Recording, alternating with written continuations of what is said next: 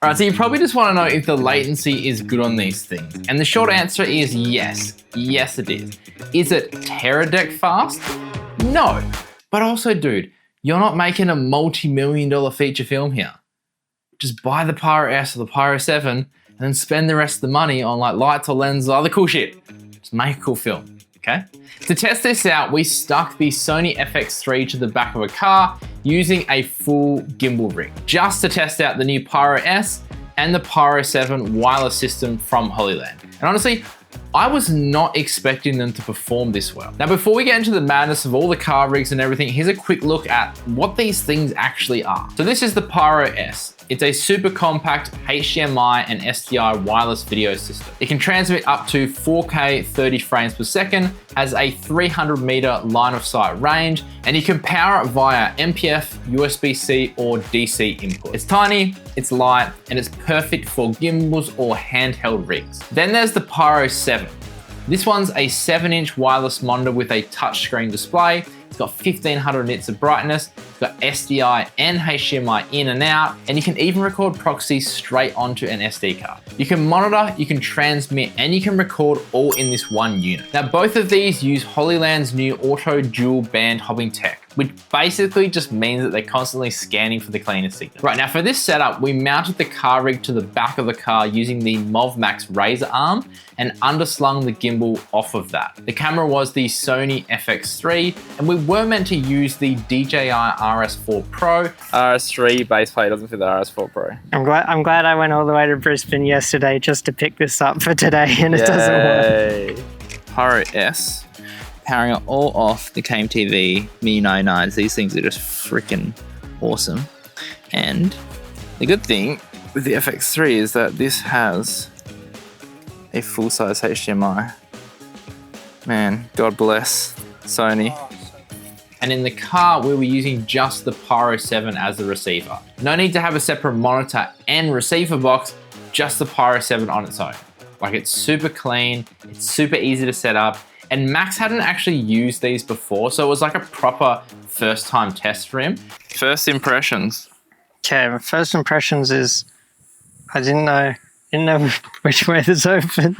Yeah, there's a lot of stuff in here, but it all fell out upside down. I reckon it. No, that's my case. Looks pretty neat. Pretty much the same size as the DJI SDR transmission. Whoa, hello. Oh, sick. So it just takes speed mounts straight on the back. Do you just unscrew it and then screw in what module you want? Yep. Oh, that's cool. I like that. It's got the threads on all three sides. You can screw like handles in as well. Exactly. That's literally why I've done it. Yeah. Handles in. That'd be so good. It's pretty lightweight as well. Now, the build quality of these things is actually like legit. So the Pyro S is made from aerospace grade magnesium aluminium alloy, something like that, which apparently is more rigid and 30% lighter than the standard aluminium bodies. But honestly, it feels like you could basically throw this in your bag and not have to worry about it. It is so tight. Now, once we got set up and did a few test runs, we started getting some really good shots. Full speed driving, corners, bouncing, all the things, and the signal held the entire time. But honestly, by far, the biggest standout was the latency. I didn't feel any latency, like, at all. Now, previous Hollyland units, and even some other brands that I've used in the past as well, they were just a little bit too slow. Like, if you were pulling focus off them, you'd just feel like you were a little bit behind. Like, it worked, but we'd always have to do a backup or a couple of backups just to make sure that we actually got a shot that was actually in focus. There was more latency between my brain and the controller than there was with the video. Now, Hollyland says this has a 400-meter range, and although we didn't exactly utilize this feature on the car shoot, in open line of sight testing that I've done with these devices, it has been great. I need a clap.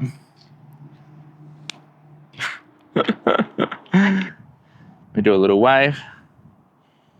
Signal looks pretty good.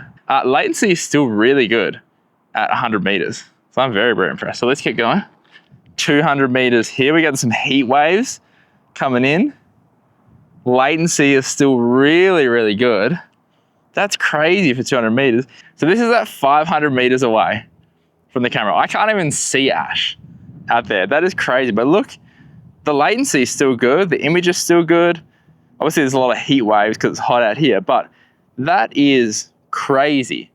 Now, this is line of sight. Let's see if I move from left to right, if it will drop out. It's going to be hard for Ash to follow me.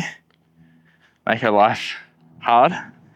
But that's sick. Like, it's still, the latency is still there. It's not breaking up. There's a couple of little things, but this is 100 meters past what they recommended at. So this is absolutely insane. That's so sick. Now, obviously, once you start to introduce obstacles like walls, cars, people, all that sort of stuff, you are going to start dropping frames and get increased latency, but that's just how wireless video works. Now, is it teradek fast? Like zero latency? No.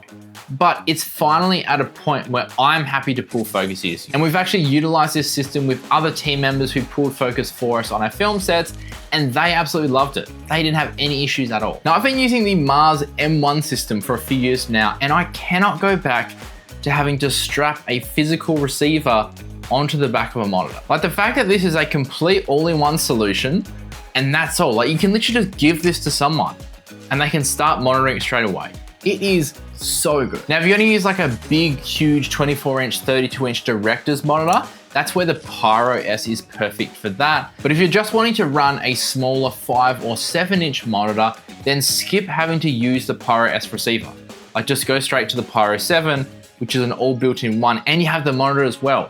You're probably actually gonna save a bit of money by not having to buy an additional monitor when you can just use this. Now, if you like us when we shoot films, a bit more run and gun, a bit more loose, and you need to swap cameras mid-shoot, this is where the Pyro 7 comes in so handy. So basically, you can just cold shoe this onto the main camera you have, and if you need to swap the camera, you can just take this off, put it onto the new camera, plug it in, and you're ready to go. You don't have to de-rig this, put it onto the new one, figure out your power, run all your cables and everything. Like, this makes life so easy in that situation. Now, there are two transmission modes. So we've got smooth mode and HD mode. Now, I personally didn't notice a huge difference between the two. For our use, obviously, we're always wanting the fastest signal possible. So we'll always use smooth mode. But again, if you're transmitting to a 24 or 32-inch director's monitor, they don't really care about latency. They don't need to have an exact real-time feed. They can have a higher quality feed so they can see, you know, the emotions and all the stuff that's going on, maybe check the frame. And that's where your HD mode will probably be a go-to in that situation. Now, the Pyro S can be powered via MPF, USB-C, or DC input. And this is honestly so much handier than you think. So I have lost count of the number of times where we've had to swap power mid-shoot. Like, maybe we're powering it via the DC input, and then we have to change something on the camera rig and we can no longer use DC. Then we just grab a USB-C cable, plug it in, and now we're up and running again, and we have a spare DC cable that can be used for something else. And with the Pyro 7, this supports MPF, gold mount, V mount, and that DC in as well. And you can literally just unscrew this back plate, swap it out for whatever one you want to use, and then screw it back on and you're ready to go. And this is so handy, like, especially if you're hiring gear or borrowing someone's setup and they have different batteries, you can just run whatever battery system is available. Now, keep in mind, you do have to buy this battery plate separate. It will come with a dual MPF setup, and if you want these other plates, you can get that and add that on at a later time. Being able to go from one transmitter to 4 receivers is absolutely massive. So for small shoots, you won't really need this. But as soon as you want to step up your game and go to like a proper set, this does become essential. And another thing as well is with the built-in recording on the Pyro 7, this is actually so good. I personally use it when I'm recording my YouTube videos to record the interface of like cameras and devices and stuff like that. But outside of that, let's say you're a first AC. When you go to do a take, you can actually record the take on your local device. So then if you want to watch it back and check some things and not have to bug the camera up to continually, you know, play back footage for you, you can do it all on your device because it's stored locally on here. And the screen itself is great. So obviously 7 inches is awesome, huge. 1500 nits brightness is really good. It's bright enough to be used in most environments. If you're in like direct sunlight, you might struggle a bit, but for majority of cases, 1500 nits will be more than enough. And also having the quick function buttons on the top is really good for toggling things like false color and even black and white mode when you're pulling focus. And just the small things, like one of the buttons is inset, so you can immediately tell which button you're on without having to actually look at it. It's just been really well thought out. The fans have 2 different modes as well. So they got the auto mode and the low speed mode, which is actually a really nice touch. So If you're shooting something that's, say, sound sensitive, like an interview or a really quiet narrative scene, the low speed is going to keep things really quiet without making sure that unit doesn't actually overheat. So yeah, overall, this is by far the best wireless video system Hollyland has ever made. The latency is actually so good. Like, really, really usable. And it's finally usable for critical work as well. So I actually trust this enough that this is part of my core kit for every shoot now. And if you do want to find out more about these or where to buy them, I'll leave some links in the description below. And if you did like this video, I have a feeling you'll probably like this video as well. But as always, stay creative, just be you. I'll see you in the next one.